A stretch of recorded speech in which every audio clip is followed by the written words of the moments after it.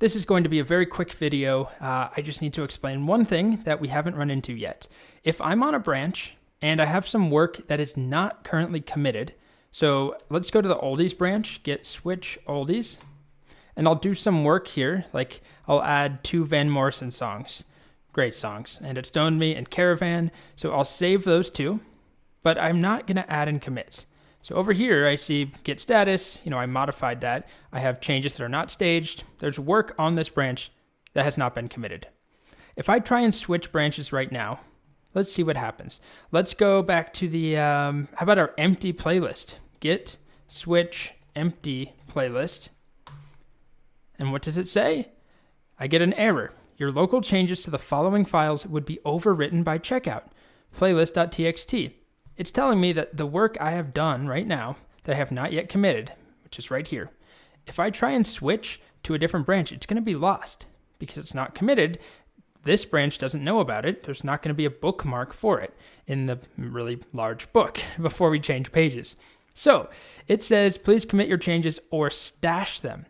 We will learn more about stashing in just a couple of sections from now. So for now, that's not an option. For now, our only option is to commit our work or just delete it, I guess, and not make those changes.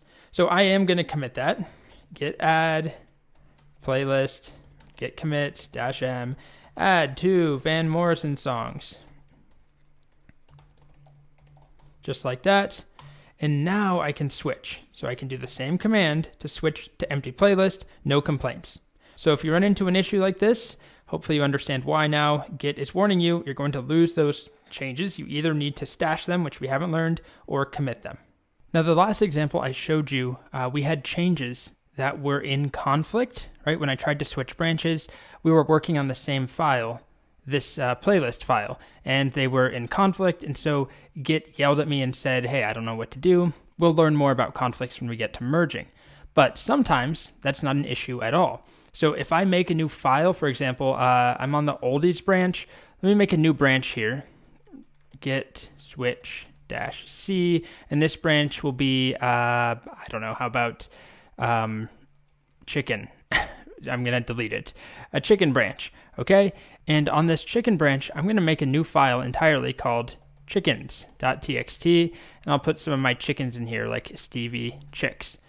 Okay, so I have this new file no other branch has, but I haven't added or committed that file. And so now if I switch again, let's go back to oldies, git switch oldies. Previously, at the beginning of this video, we saw that Git yelled at me when I tried to switch, and it says, you can't switch. You have changes that are going to be overwritten. They're in conflict. We don't know what to do. Please stash or commit them. But this is going to be different because no other branch has this file. There's no way that it's in conflict with anything.